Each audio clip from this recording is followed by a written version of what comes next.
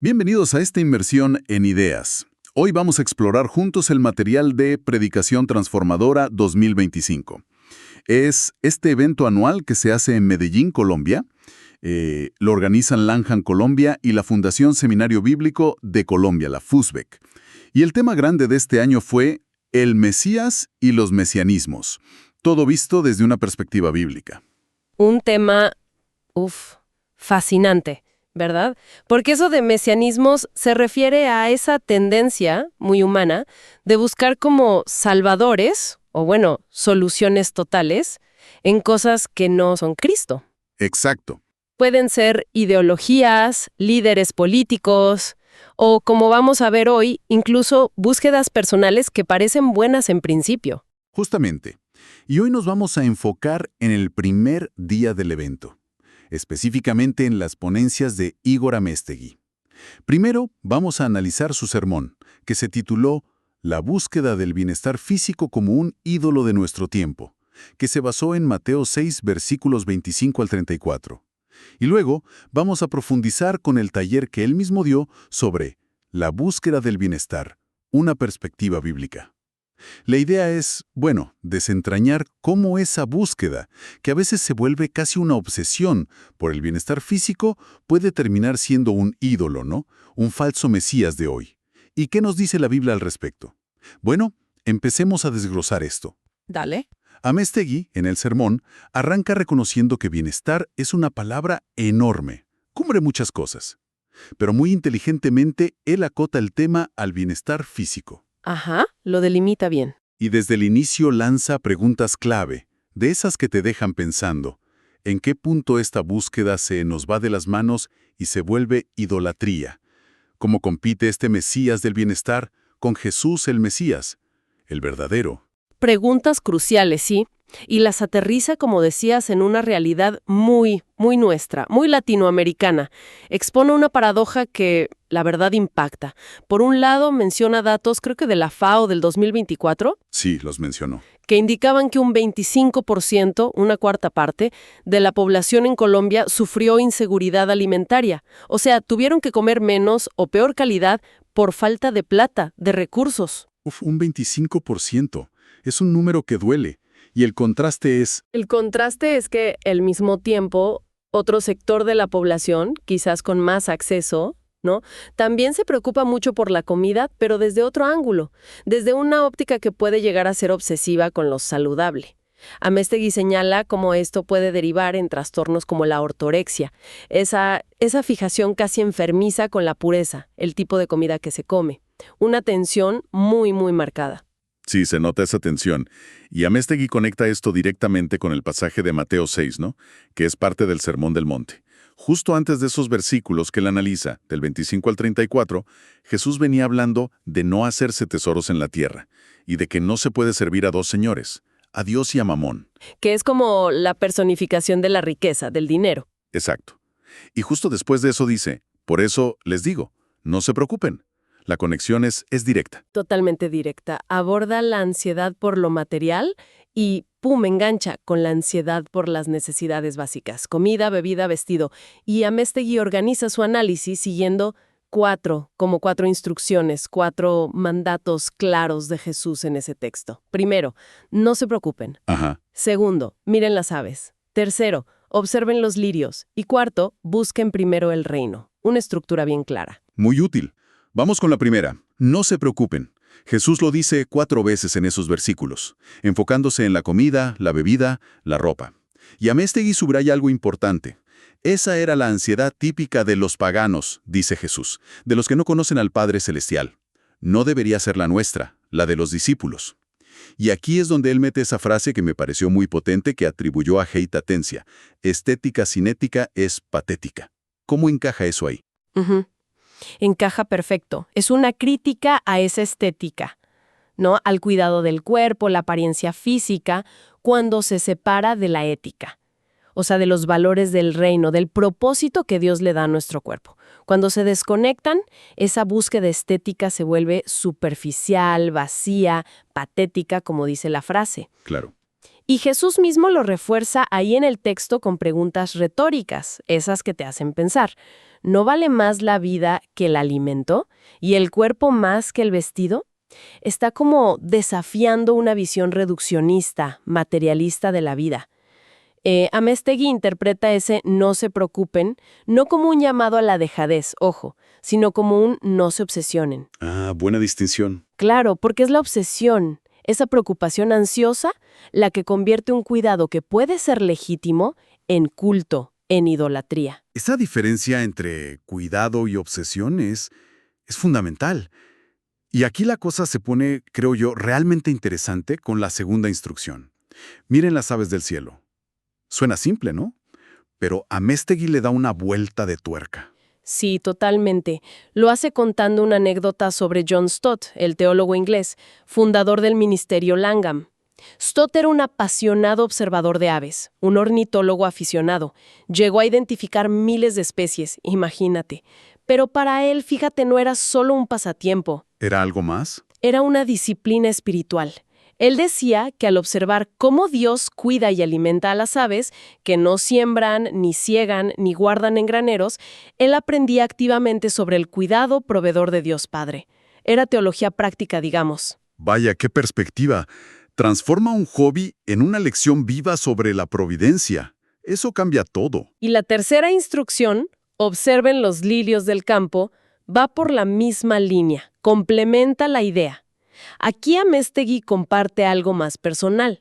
Cuenta cómo aprender a observar las flores, algo que antes le era totalmente indiferente, se volvió para él una experiencia transformadora. ¿Qué aprendió? Le enseñó sobre la creatividad de Dios, su diseño, la belleza que pone en los detalles, su cuidado minucioso. Es como un llamado a cultivar una espiritualidad contemplativa, a encontrar la gloria de Dios en la creación, como dice el Salmo 19. Los cielos cuentan la gloria de Dios. Y esa contemplación, esa mirada atenta, es la que nutre la confianza en el Padre. Me parece súper potente eso. Cómo mirar con atención lo natural, lo creado, puede construir una confianza profunda en lo sobrenatural, en el Creador. Y eso nos lleva derecho a la cuarta instrucción. Busquen primero el reino de Dios y su justicia, y todas estas cosas les serán añadidas. Exacto. Aquí Jesús pone el contraste bien claro. La búsqueda ansiosa de los gentiles, comida, ropa, versus la prioridad número 1 de sus discípulos. Améztegui define el reino de una manera sencilla, práctica, conectándolo con el Padre Nuestro. Reino es donde se hace la voluntad de Dios. Así que buscar el reino es buscar conocer y hacer su voluntad.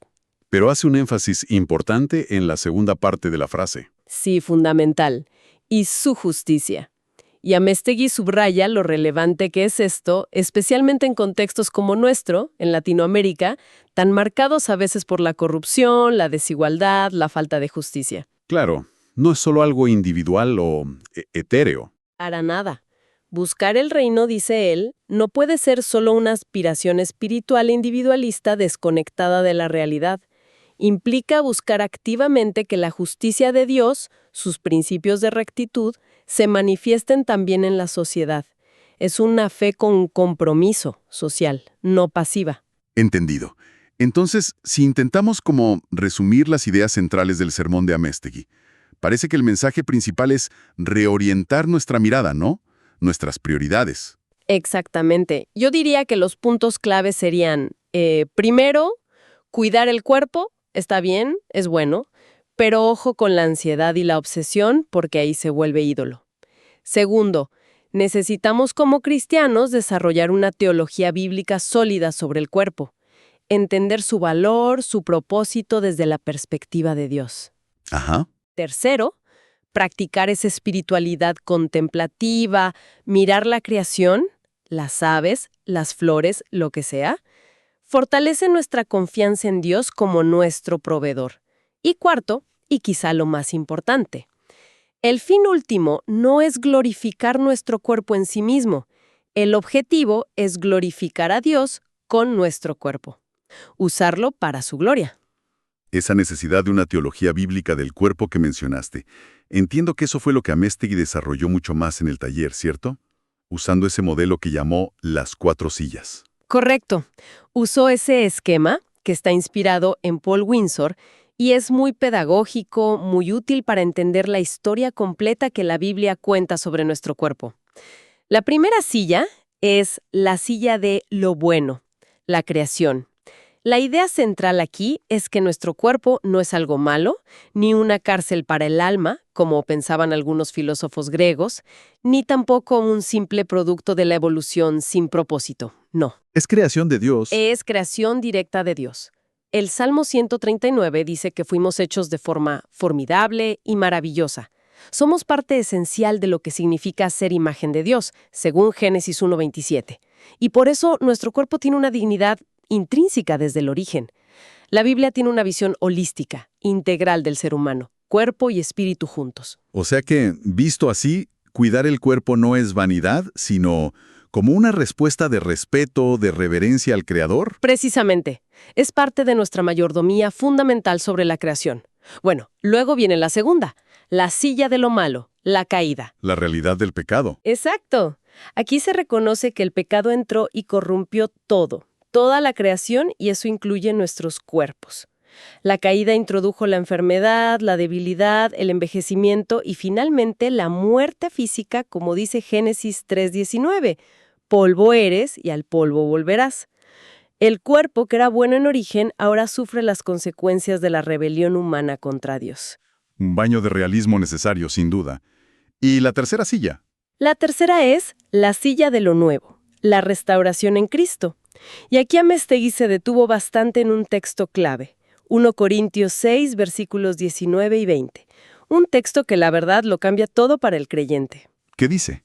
Dice que nuestro cuerpo, el cuerpo del creyente, es templo del Espíritu Santo, que hemos sido comprados por precio, el sacrificio de Cristo, y que por lo tanto no somos nuestros. ¡Bum! ¡Wow! Eso tiene implicaciones enormes. Gigantes. Primero, nuestro cuerpo ya no nos pertenece en un sentido absoluto, pertenece a Dios que nos compró. Segundo, tiene una santidad inherente, no por nuestros méritos, sino porque Dios mismo, el Espíritu Santo, vive en él. Eso choca de frente con la idea tan popular hoy de la autonomía total, ¿no? De mi cuerpo, mi decisión, llevado al extremo de que nadie, ni Dios, tiene nada que decir. Totalmente. Desafía esa noción de que somos dueños absolutos y podemos hacer lo que se nos antoje sin rendir cuentas a nadie. Si es templo del Espíritu, su cuidado y su uso se elevan a un acto de reverencia sagrada.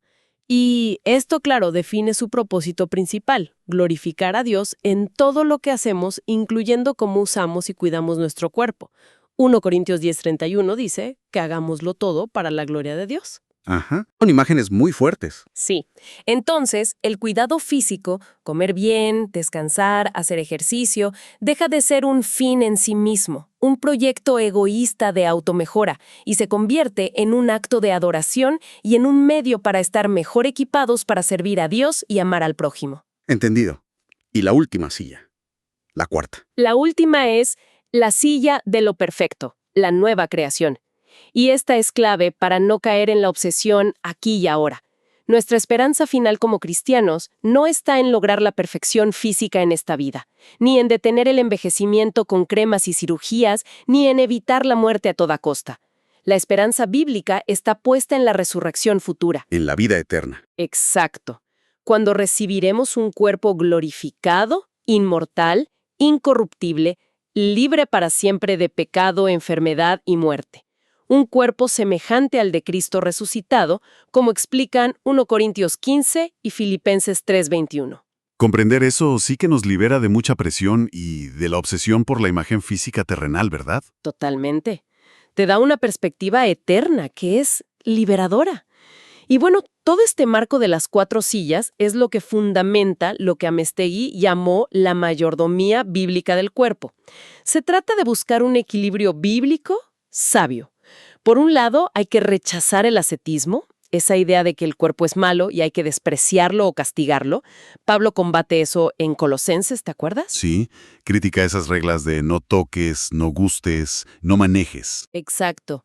Pero, por otro lado, también hay que condenar el hedonismo, que es lo opuesto. endiosar el cuerpo, vivir solo para satisfacer sus deseos y apetitos. Y aquí es donde Améztegui conecta de nuevo con Filipenses 3:19, ese versículo que habla de aquellos cuyo Dios es el vientre. Ese versículo, cuyo Dios es el vientre, parece que describe justo la idolatría del bienestar físico que Améztegui está criticando, ¿no? Sin duda. En el taller lo abordó de manera muy directa. Definió la idolatría, básicamente, como poner cualquier cosa creada, sea el poder, el placer, el dinero, o en este caso, la salud o la belleza física, en el lugar que solo le corresponde a Dios, el Creador. Este Mesías del bienestar físico nos promete plenitud, control, felicidad, juventud eterna, pero al final, como todo ídolo, termina esclavizándonos. La idolatría del vientre hoy se manifiesta claramente en esa obsesión por la dieta perfecta, el cuerpo ideal según los estándares culturales, la lucha contra el envejecimiento a cualquier precio. Cosas como la ortorexia son un ejemplo claro. Y me pareció entender que también advirtió sobre un peligro un poco más sutil, el de mezclar cosas que no van juntas. Sí, habló del peligro del sincretismo. Alertó sobre cómo la cultura del bienestar que nos rodea por todas partes a menudo incorpora, a veces de forma muy sutil, casi sin que nos demos cuenta, prácticas o filosofías que son ajenas o incluso contrarias a la fe cristiana. ¿Cómo que, por ejemplo? Bueno, mencionó elementos que vienen del misticismo oriental, ideas panteístas, eso de que todo es Dios o que la energía divina está en todo, ciertas pseudociencias o lo que a veces se llama medio en broma, medio en serio, el gugú, se presentan como herramientas para el bienestar, la espiritualidad o hasta como ciencia, pero pueden chocar con principios bíblicos fundamentales sobre quién es Dios, quiénes somos nosotros, dónde está la verdadera sanidad. Mencionó Deuteronomio 18, que advierte al pueblo de Israel contra adoptar las prácticas espirituales de las naciones paganas. Requiere, mucho discernimiento de nuestra parte. Un llamado a estar atentos espiritualmente, sí, y ofreció algunas pautas prácticas para las iglesias, para las comunidades de fe. Sí, dio varias sugerencias concretas. Primero, insistió en la urgencia de enseñar esta teología bíblica completa del cuerpo, creación, caída, redención, nueva creación, para que la gente tenga un fundamento sólido y no se deje llevar por cualquier viento de doctrina. Segundo, dijo que es vital cultivar una cultura dentro de la Iglesia que valore la identidad en Cristo mucho más que la apariencia física. Recordando siempre 1 Samuel 16.7, Dios no mira lo que mira el hombre mira lo que está delante de sus ojos, pero Dios mira el corazón. Qué importante es eso en nuestra cultura tan visual. Totalmente. Tercero, animo a desafiar activamente la mentalidad consumista que nos bombardea, esa que nos dice que valemos por cómo nos vemos o por lo que tenemos. Y cuarto, la necesidad de reafirmar constantemente que la verdadera plenitud, ese bienestar integral de espíritu, alma y cuerpo, del que habla Pablo en 1 Tesalonicenses 5:23, se encuentra única y exclusivamente en Cristo, no en estos ídolos sustitutos que nos ofrece el mundo. Recapitulando un poco todo lo que hemos explorado de las ideas de Igor Améztegui, nos queda una visión como con dos caras, ¿no? Por un lado, una afirmación fuerte de la dignidad del cuerpo. Es creación de Dios, es templo del Espíritu Santo, y tenemos la responsabilidad de cuidarlo bien. Exacto. Una mayordomía responsable, un cuidado agradecido. Pero por otro lado, y con la misma fuerza, es una advertencia muy seria sobre el peligro real de que esa búsqueda, que en principio es legítima, se nos desvíe, que se convierta en un ídolo moderno, en un falso Mesías que compite directamente por el trono de nuestro corazón, un lugar que solo le pertenece a Cristo. La clave entonces parecería estar en la intención, en la motivación y en la prioridad. Cuidar el cuerpo sí, pero como un acto de adoración, para glorificar a Dios y para estar mejor equipados para servir a otros. No por vanidad, ni por miedo, ni por obsesión. Manteniendo siempre la perspectiva de la eternidad. El cuerpo al servicio del reino, y no al revés. Esa es la esencia, creo yo, el equilibrio bíblico. Entonces, después de esta inmersión profunda en las ideas de Améztegui, ¿con qué nos quedamos? ¿Hay alguna reflexión final, algo más para dejar pensando a quienes nos escuchan? Pues mira, pensaba en algo más conectando todo esto. Amestigui nos advierte muy bien sobre la idolatría individual del cuerpo, ¿no? Esa obsesión personal con la salud, la imagen. Pero quizá podríamos dar un pasito más y preguntarnos algo. ¿Será posible que la cultura del bienestar en general, aun con sus intenciones que a veces son buenas, de promover hábitos saludables y todo eso, podría estar fomentando, quizá de forma muy sutil, un enfoque tan centrado en la autooptimización individualista que nos termina distrayendo del llamado que tenemos como comunidad, del llamado a la justicia del reino? Interesante pregunta. Entonces, valdría la pena reflexionar. ¿De qué maneras nuestra búsqueda personal de bienestar, si no está súper bien anclada en glorificar a Dios y en amar y servir a los demás, podría, incluso sin querer, aislarnos de las necesidades reales, palpables, del prójimo? Podría alejarnos de ese compromiso activo con la justicia que Jesús no solo enseñó, sino que vivió. Ujú. Es algo en qué pensar, ¿no? Cómo mantener ese equilibrio delicado entre el cuidado personal responsable, que es bíblico, y la misión colectiva, el enfoque en el reino y su justicia, que es el corazón del llamado cristiano. Un desafío para todos, creo.